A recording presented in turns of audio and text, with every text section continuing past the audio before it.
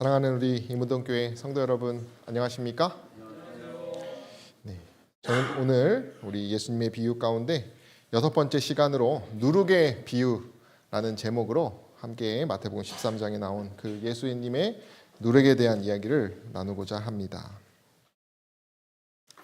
예수님께서 이 비유를 하실 때에 이 그림처럼 바닷가에 앉으셔서 배에 올라서 해변을 바라보시면서 당신의 나라에 대해서 그들의 언어로 그 하늘나라의 신비와 그 원리에 대해서 예수님께서 설명을 하십니다. 영감의 글에 보면요, 그 장면에 대해서 그 예수님이 비유를 하셨을 때 각계 각층의 사람들이 둘러서 그 얘기를 듣고 있었다라고 말합니다. 예수님을 믿는 사람뿐만이 아니라 권세 있는 사람도 거기 있을 뿐더러 가난한 사람들도 그곳에 함께 모여서 신비한 한 젊은 청년의 이야기를 들은 것입니다. 영감의 글에 보면 이렇게 얘기합니다. 읽어주세요. 거기에는 가난한 자들과 무식한 자들과 누더기를 걸친 거지들과 인상이 험상궂은 도둑들과 불구자들과 방탕한 자들과 상인들과 할 일 없이 빈둥거리는 자들이 있었다.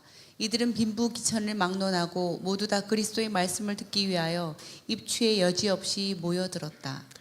네, 여러분 교회에 이런 사람들이 잔뜩 있으면 어떠실 것 같으세요?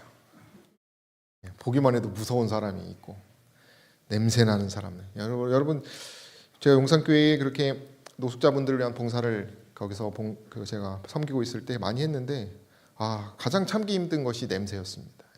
만약에 우리 교회에 그런 거린 분들이 들어오고 한다면 어떨까요? 우리 무슨 생각을 할까요?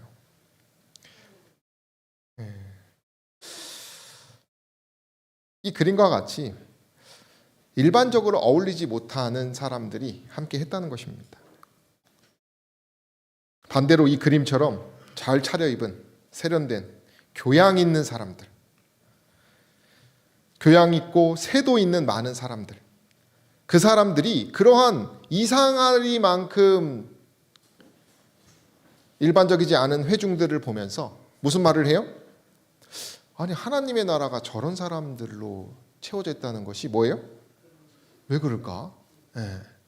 그런 생각을 할 정도로.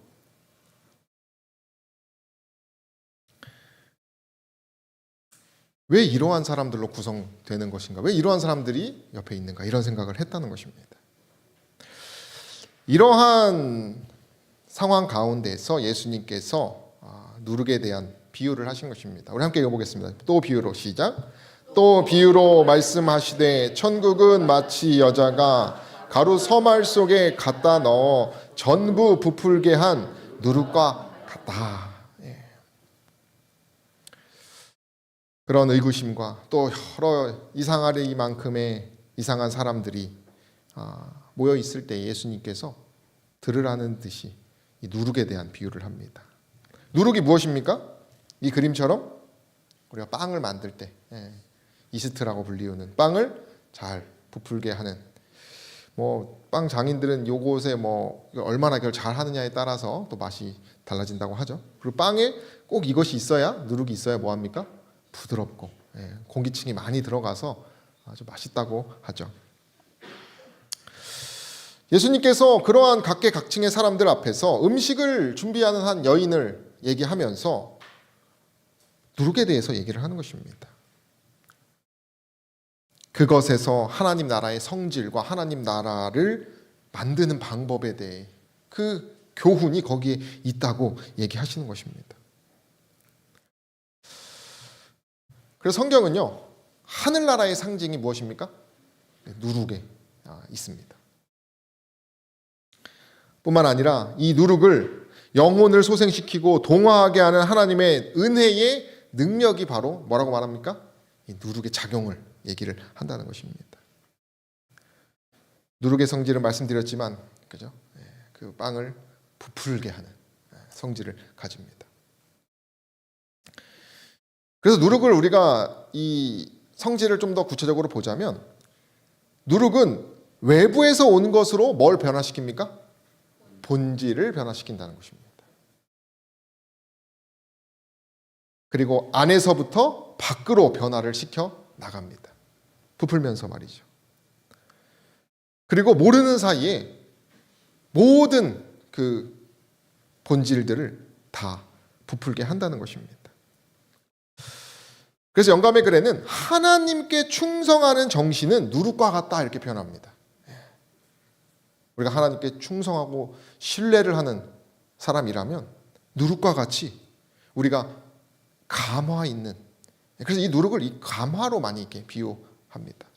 그래서 우리가 가족에서, 사회에서, 교회에서 뭐 하는 것입니까? 좋은 감화로, 정말 그리스도인다운 향기로 그렇게 우리가 하느님 나라를 확장한다는 것이. 이렇게 누룩을 넣으면 어떻게 됩니까? 이렇게 먹음직스럽게 이게 우리 모두가 다 이런 존재라는 것입니다. 영감의 글에는 다음과 같이 이야기합니다. 읽어주세요. 이 능력이 역사할 수 없을 만큼 그처럼 극악하고 타락하고 저속한 사람은 하나도 없다. 성령의 역사에 굴복하는 사람 속에는 새로운 생명소가 심어져 잃어버린 하나님의 형상이 다시 회복된다. 여러분 이거 믿으십니까? 아멘. 왜 예수님 주위에 가난한 자, 무식한 자, 거지, 도둑, 불구자, 방탕한 자, 빈둥거리는 자, 심지어 권세 있는 자들이 다 있을 때의 누룩에 대한 비유를 예수님이 하셨을까요?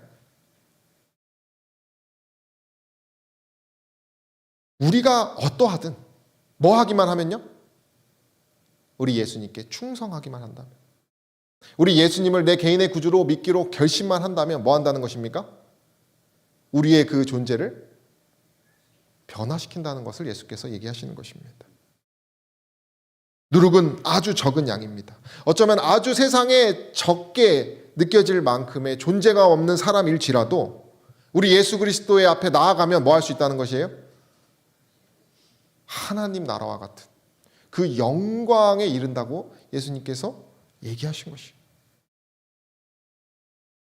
작은 모습일지라도 예수님을 통하여 놀랍게 우리가 확장되고 완성되어 가는 삶, 그것이 바로 누룩의 교훈이라는 것이. 우리 이거 믿으십니까?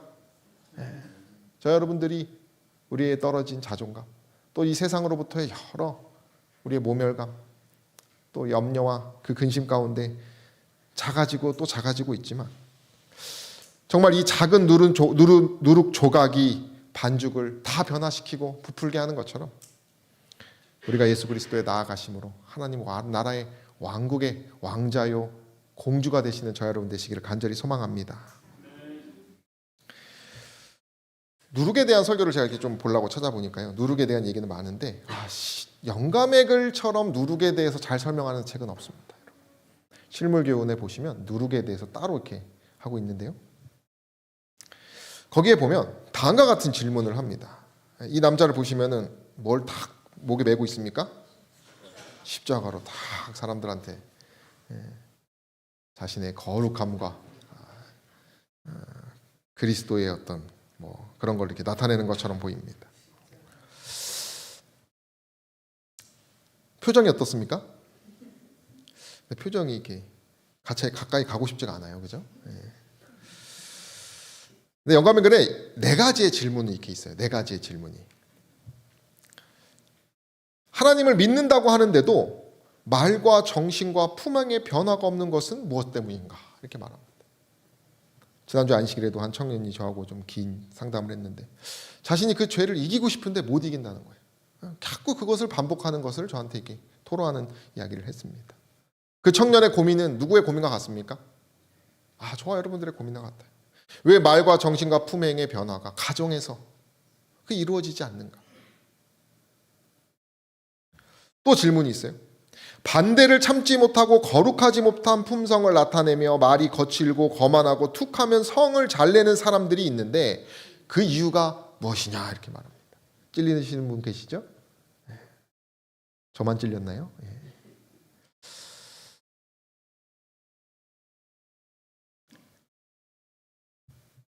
또 세 번째 질문은 세상 사람들의 생애에서 볼 수 있는 자기를 사랑하는 일과 이기심과 급한 성미와 성급한 말이 그리스도인들에게서 왜 나타나는가? 이렇게 물어봅니다.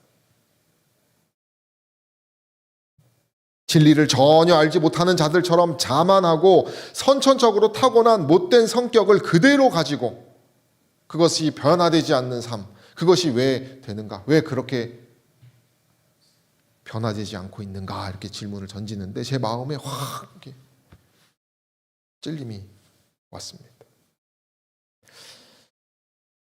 왜 그럴까요? 여러분, 왜 이렇게 안 되는 것입니까?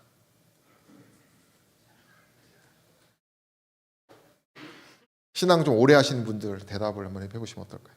좀 오래 신앙을 하시면 이게 좀 이렇게 바뀌십니까? 그래도 젊을 때보다는 좀 나아지셨습니까?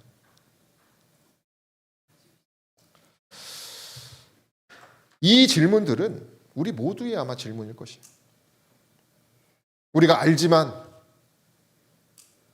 나도 모르게 튀어나와 버리는 말과 행동, 그것으로 인해서 차가워지는 인간관계나 가정이, 그렇게 우리가 종종 그것으로 인해서 우리가 참 자책할 때가 많죠. 영감의 글에는 다음과 같이 얘기합니다. 읽어주세요. 그 이유는 그들이 거듭나지 못한 까닭이다. 그들은 진리의 누룩을 마음속에 간직하고 있지 않다. 그 누룩이 작용할 기회를 갖지 못하였다. 그들의 선천적 또는 후천적인 나쁜 성벽이 누룩이 변화시키는 능력에 굴복되지 않았다. 누룩이 우리 마음에 뭐 했다는 것이에요? 간직되어 있지 않다는 것입니다.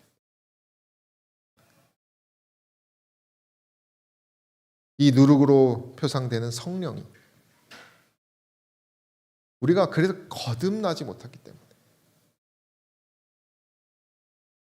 니고데모에게도 진실로 거듭나야 된다 그랬어요. 성령으로 나야 한다 그랬어요.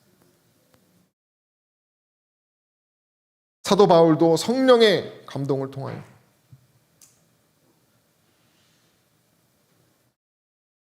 우리가 거듭난다고 말했습니다. 읽어주세요.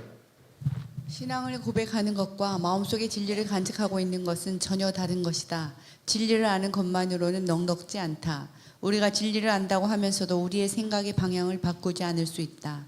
마음이 먼저 변화되고 성화되어야 한다. 신앙을 고백하는 것과 마음속에 진리를 간직하고 있는 것. 여러분, 하나님을 우리가 믿으면 여러 의무들을 다 해야 됩니다. 그리고 여러 원칙들을 지키며 살아갑니다. 여러분, 그 과정에 기쁨이 있으십니까?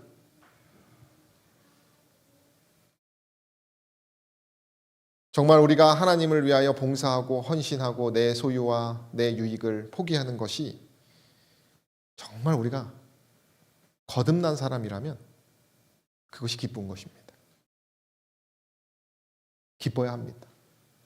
그런데 그런 것이 아니라 의무감에서 하는 것입니다. 의무감에서. 두려워서 하는 것입니다. 체면 때문에 하는 것입니다. 무언가 내가 지키고자 하는 것을 지키기 위하여 하는 것이.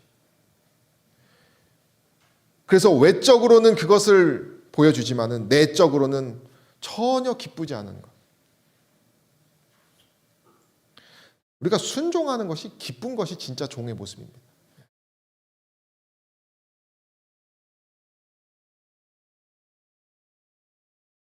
정말 하나님이 좋아서 안식일을 지키는 거예요.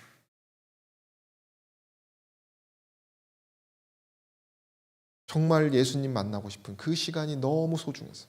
제가 전에도 한번 말씀드렸지만은 저희 넷째 딸을 제가 그 출산을 기다리면서, 제가 그 기다리는 과정 속에서 이 딸에게 가장 좋은 모습만 이렇게 보이고 싶은 제 마음이 있었어요. 근데 제 머릿속에 자꾸 뭐가 생각이 나냐면 그 아이가 뭔가 잘못될 것 같고 그 아이에 대한 불행한 막 생각이 나는 거예요. 두려운 마음.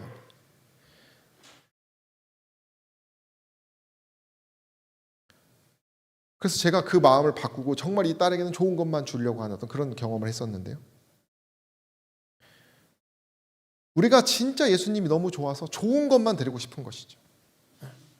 너무 감사해서 안 좋은 거 다 하나도 주고 싶지 않은 마음. 그게 부모가 누구를 사랑하는 마음이에요? 자식을 사랑하는 마음. 여러분, 그것은 의무감에서 하는 것이 아니라 기쁨으로 하죠. 그죠? 다 내어줍니다. 그걸 내리사랑이라고 하죠.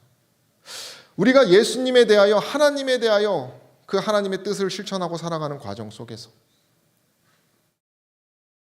순종의 기쁨을 맛보려면 진리를 아는 것으로는 뭐예요? 안 된다는 것입니다. 여러분, 그래서 재림교인들은 더 잘 생각을 해야 합니다. 우리 재림교회는 정말 진리를 갖고 있는, 그죠? 교리적으로 정말 합리적인 선지자도 있고요. 영감의 글도 있고요. 어디에 내놔도 부끄럽지 않은 진리를 소유하고 있고, 우리가 많은 공부를 하고 있지만은 성령을 통해서 우리가 거듭나지 않는다면, 진리를 아는 것으로는 뭐 한다는 것입니까? 하나님 나라에 연결되지 않는다는 것입니다.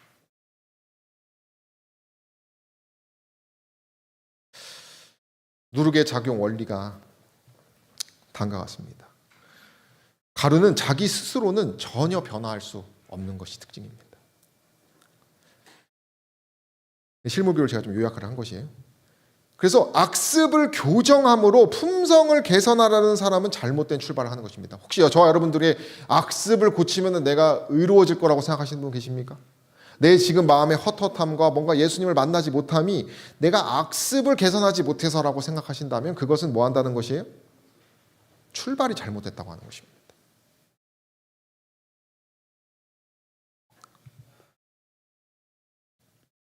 누룩을 섞지 아니하면 변화가 불가능합니다. 외부에서 오직 오는 것입니다. 우리의 힘으로는 뭐 한다는 거예요? 안 돼요. 변하지 않습니다.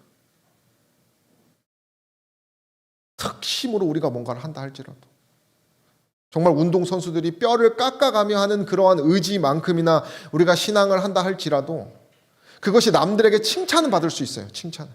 여러분, 바리새인들이 그들의 사단은 핸드폰이라고 합니다. 그래서 정말 골수분자 바리새인들은 핸드폰조차도 쓰지 않는다고 해요. 여러분, 그 정신이 어떻습니까? 얼마나 아름답습니까? 얼마나 그것이 쉽지가 않은데.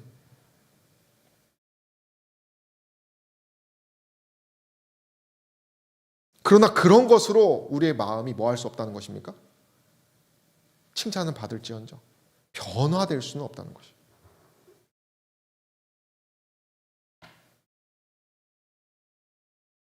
그래서 바리새인들은요, 그 종이로 써가지고 그런 정보도 얻는데요.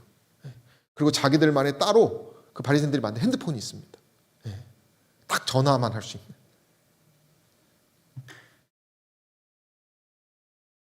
그러나 그런 것이 마음을 변화시킬 수는 없다는 거예요. 오직 외부로부터 온 요소. 가루와 같은 죄인이 하나님의 은혜를 받지 않으면 변할 수 없는 것이 오직 은혜입니다. 그래서 이 하나님의 은혜는 우리 마음을 변화시키는 것이에요. 마음. 우리의 외적인 경건을 바꾸는 것이 아닙니다. 뭐 멋진 생활 습관을 가지고 뉴스타트를 하는 것, 그것이 아니고 우리의 마음이 바뀌는 것이에요.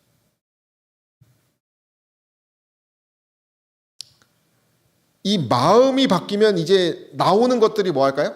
바뀌게 되어 있습니다. 말이 바뀌고요. 행동이 바뀌고요. 마음속의 원칙을 따라 행함으로만 진정한 순종이 가능한데 그리스도의 생애를 진정으로 이제 따라가기 시작합니다. 이 마음이 예수님으로 바뀌었어요.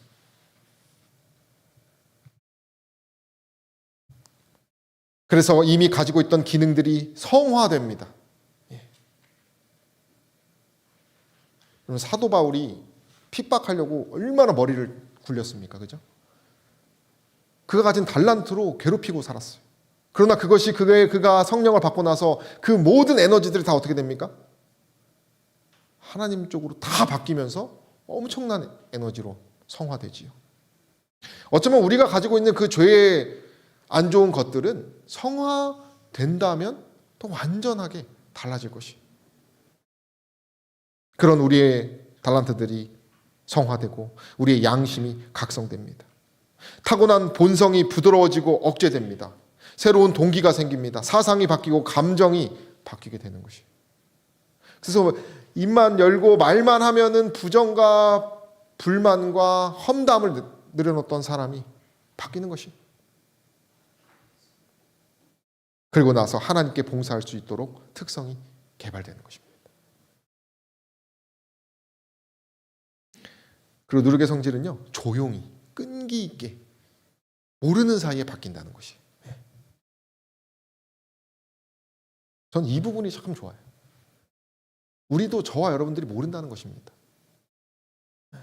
이것을 하면 우리가 성령 받는다가 아니라 우리도 모르는 사이에 성령 가운데 있어요. 그래서 그런 표현이 있습니다.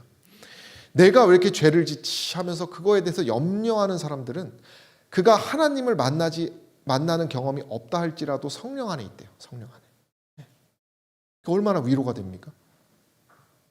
내가 부끄러움을 느끼고 사는 그것 자체로 그가 그 부끄러움을 느끼고 하나님에 대해서 온전히 잘 알지는 못하지만, 거듭나는 것이 잘 알지는 못하지만 그러한 하나님의 뜻대로 하는 근심 가운데 있는 사람이라면 영감의 글에서는 그가 성령 안에 있는 사람이라 이렇게 말합니다. 아마 하늘에 가서 확인할 것이 그런 사람들. 중요한 것은 모르는 사이에 모든 가루를 부풀게 하듯이 진리의 누룩은 조용히 끈기 있게 변화시킨다는 것이. 그래서 제가 볼 때는 마음 급한 사람은 신앙하기가 어렵습니다. 마음을 편하게 먹고 5년 10년을 바라보면서 뭐 해야겠어요? 우리가 마음을 넉넉히 먹으시기를 바랍니다. 내가 비록 그것을 지금 이겨내지 못한다 할지라도 그것으로 인해서 고심하지 마시고 담대하게 주님의 보좌로 가시기를 바랍니다. 우리가 모르는 사이에 그것을 미워하게 될 것이라 믿습니다. 이 누룩과 같은 성령을 받은 사람은, 거듭나는 사람은 심령 안에 그 성화시키고 구원하고자 하는 진리의 에너지가 갇혀있지 못한다는 것입니다. 뿜어져 나온다는 것이에요. 마치 주머니에 있는 송곳처럼 성령으로 거듭난 사람들은 주변에 뭘 하는 것이에요? 기쁨과 능력과 여러 영향을 준다는 것입니다.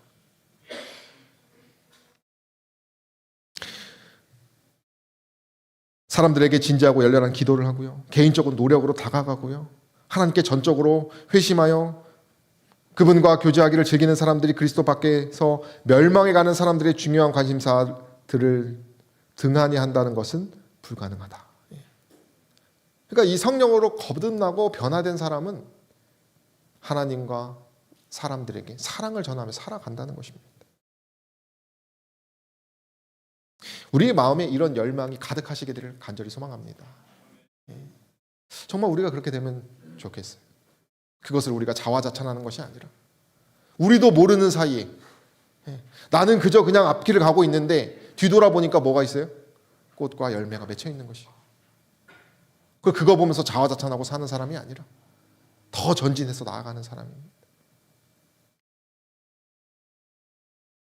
그래서 변화된 삶의 모습을 몇 가지 이렇게 영감의 글은 정리하는데요. 이 누룩을 통하여 성령으로 거듭난 사람의 모습이에요.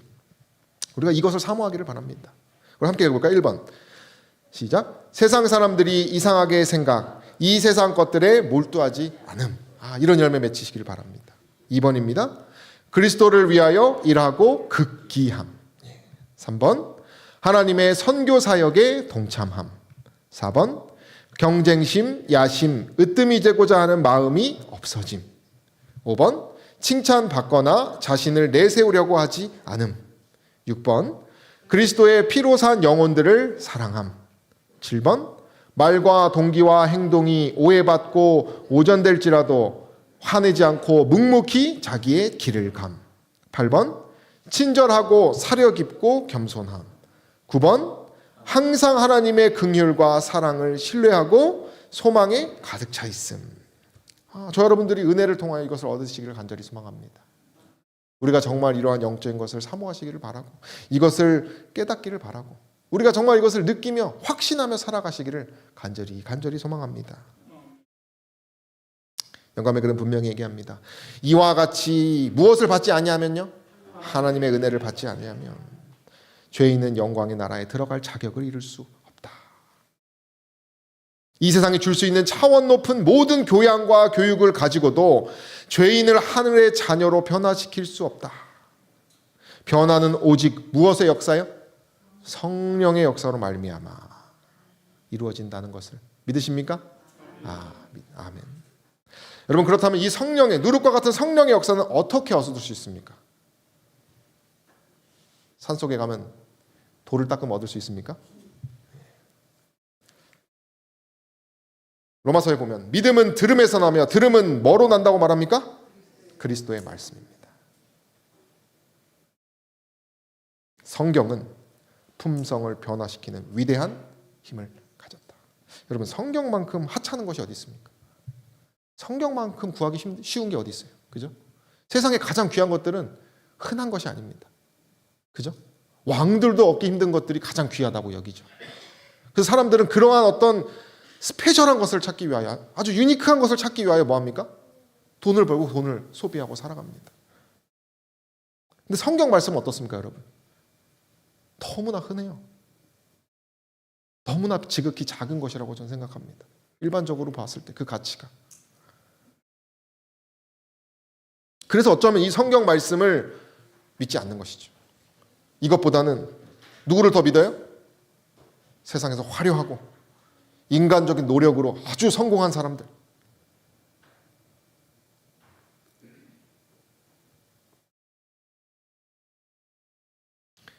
그리스도께서는 저희를 진리로 거룩하게 하옵소서.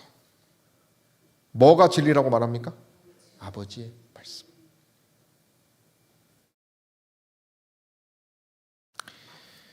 하나님의 말씀은 그것을 연구하고 지키면 마음속에 작용하여 모든 거룩하지 못한 성벽을 복종시킨다. 그래.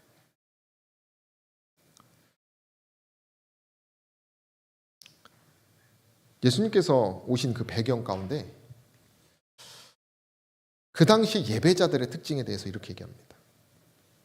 예배자들은요, 그들이 목적하는 일에 하나님의 은혜를 확보하기 위해, 여러분, 자신들이 욕심내는 것을 잘 하려고 거기에 하나님의 은혜를 보태는 것입니다. 이것은 우선순위가 바뀐 것이에요. 누가 먼저예요? 이런 사람은? 이 예배자는? 자신이 먼저입니다. 자신이 먼저. 하나님의 은혜를 받고자 자신 것을 붙이는 것이 아니라 자신의 것을 잘하고자 하나님의 은혜를 붙이는 사람이에요. 뭐로 붙였느냐? 예물과 의식으로 그들은 붙였다고 얘기합니다.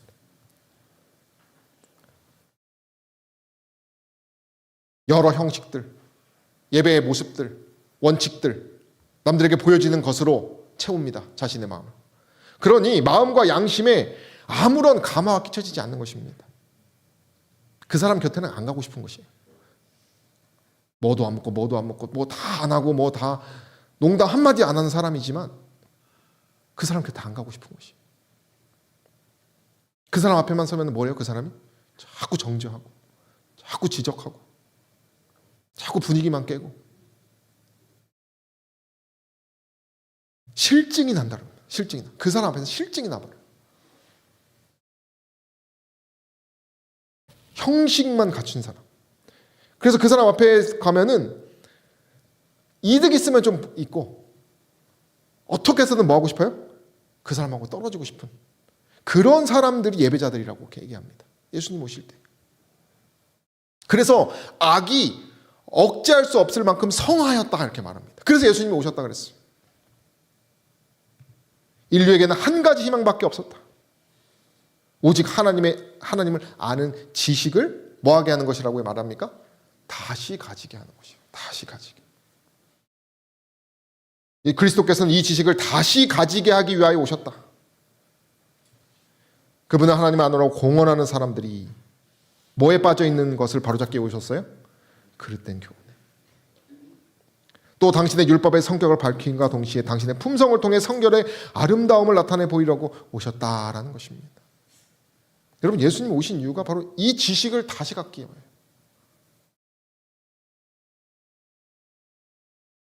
여러분, 설교하는 것을 믿으십니까?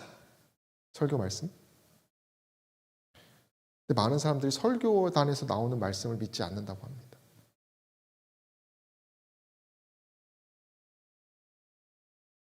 뿐만 아니라 이 성경 말씀을 정말 믿지 않는 것이 많아요.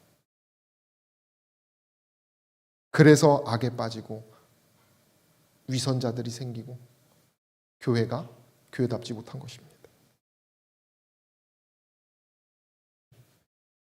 어떤 사람이 이렇게 얘기합니다. 말씀에 대해서요. 독단적인 요구가 아니라 우리의 울타리와 방벽이라는 것이. 제가 신학과 있을 때 신학과에서는 이제 점심 식사를 사서 먹죠. 사서 먹습니다. 식권 같은 거를.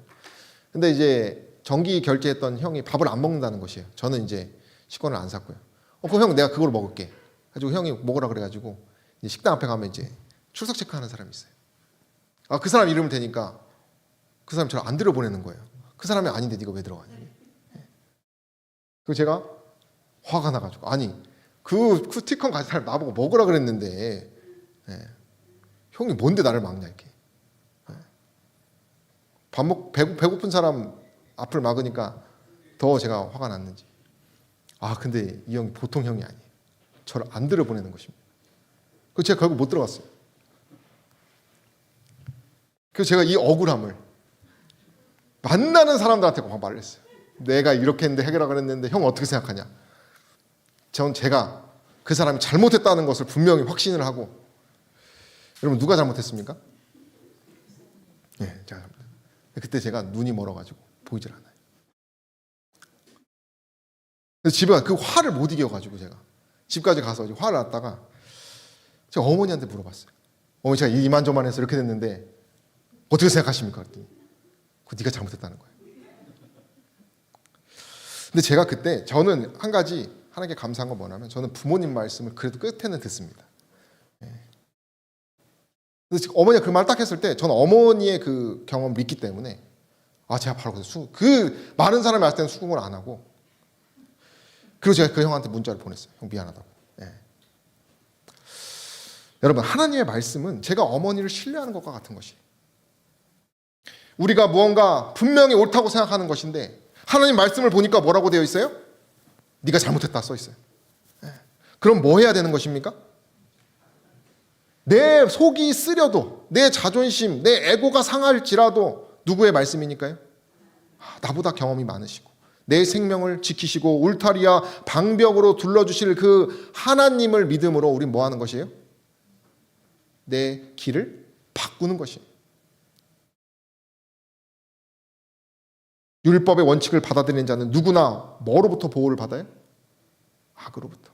제가 만약에 그것을 어머니 말씀을 안 지키고 사람들 만나는 사람들마다 그 얘기를 계속했으면 뭐가 됐을까요? 뒤에서 사람들이 다 욕을 했을 것입니다.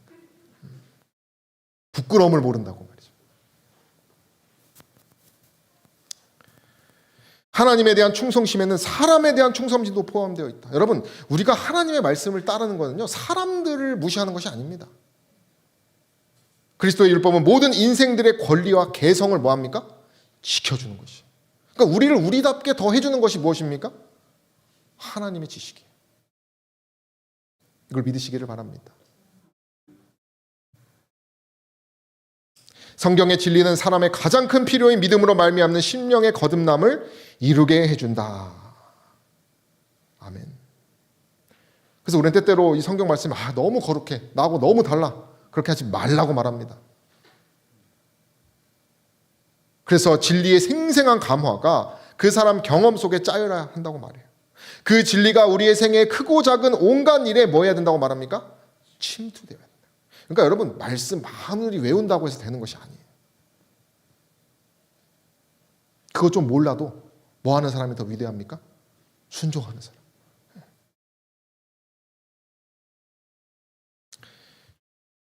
한 일기를 쓰신 분인데 제가 일기를 읽다가 참 감명을 받아서 좀 가져왔어요. 어떤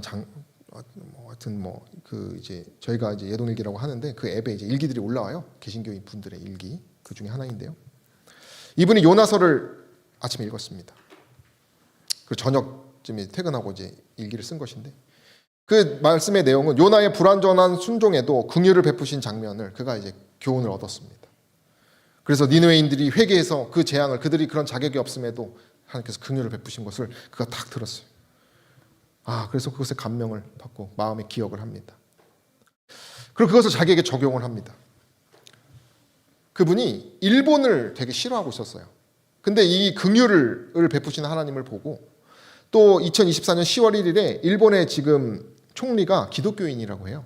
그분이 되게 신실한 분이라고 합니다. 이분의 그 일기를 쭉 보면. 그러면서 일본을 긍휼히 여겨야 되는 그 그리스도의 마음을 그분이 생각한 거예요. 니느웨인을 용서하신 하나님의 마음으로 말이죠. 뭐 많은 길들이 있는데 요약하면 그렇습니다. 그 스스로 이렇게 돌이켜 보면서 일본을 긍휼히 여기는 하나님의 메시지를 그가 이렇게 받아들이면서 생각을 막 바꿉니다. 또 일본에서도 선교하시는 분들이 있고 영혼들이 있으니까 말이죠. 자신의 감정보다는 그것을 이겨내려고 합니다. 그리고 그분이 또 삶 속에서도 그 말씀 본 것을 적용합니다. 회사에서 다툼이 있었어요. 뭐 예산 문제인데 그 예산을 안 줘가지고 이렇게 막 밥을 못 먹어가지고 이렇게 좀 이렇게 면이 상하는 일이 이분이 좀 있었어요. 근데 그 과거에 선의로 했던 일들이 문자적으로만 그 집행하시는 분들이 해석을 해가지고 이제 예산을 안 준 것이죠. 그래서 이분이 잘못한 것이 아니기 때문에 화를 내고 싶었지만 그 말씀 본 긍휼히 여기는 누가 생각나요? 하나님이 생각납니다. 그래서 성령께서 기도하며 상황을 해결할 수 있다고 기도했어요. 그래서 그 집행하신 분이 젊은 MZ세대라고 하는 젊은 사람이었나 봐요. 그래서 그 사람한테 화내지 않고 흥분하지 않고 감정 싸움을 할 수 있는 상황에서 성령의 지도를 받으면서 잘 설명해서 뭐예요? 이겨 나갔다는 것이죠. 그럼 그분이 그 일기 끝에 이렇게 씁니다. 예산문대로 섭섭해하지 않고 성령께 기도하며 지혜롭게 대처하시게 하신 것에 감사드립니다. 제가 일상의 모든 부분에서 하나님께 불완전한 순종을 하는데도 불구하고 하나님이 저에게서 동일한 은혜를 돌봄을 주신 것을 신뢰합니다. 예수님의 이름으로 기도합니다. 라는 일기를 썼어요. 여러분, 이분의 일기가 바로 거듭난 사람의 일상이라는 것을 기억하시기를 바랍니다. 여러분, 어렵습니까? 어렵지 않아요. 그러나 우리가 결심은 하긴 해야 합니다. 매일 해주시는 하나님의 양식을 먹기로 우리 뭐 해야 돼요? 결심해야 합니다. 그리고 그 양식의 교훈에 따라 뭐 할 것도 결심해야 합니까? 순종할 것을 결심해야 합니다.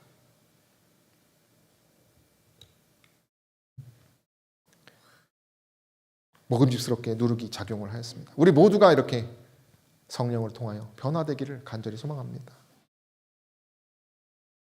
우리 함께 읽어볼까요? 진리의 누룩을 마음속에 받아들이면. 시작. 진리의 누룩을 마음속에 받아들이면 그것이 우리의 욕망을 통제하고 우리의 사상을 순결하게 하고 우리의 성미를 부드럽게 할 것이다. 그것이 또 우리의 정신력을 소생시키고 심령에 힘을 불어 넣어줄 것이다. 그것이 우리의 상상력과 사랑하는 능력을 넓혀줄 것이다. 아멘. 우리의 눈이 떠질 것입니다. 영적인 눈이 떠짐으로 우리가 남에게 기꺼이 져주고 내가 싫어했던 사람이 귀여워 보일 것이, 내 생각이 변하고 내 사랑이 커져서 내 생각으로는 안 될 거라고 생각했던 것들이 하나님의 능력을 힘입어서 할 수 있게 변할 것이, 우리 모두가 예수님의 누룩의 비유를 기억하셔서 정말 이 성령을 우리 마음 가운데 간직하시는 저 여러분 되시기를 간절히 바라며 말씀을 마치겠습니다.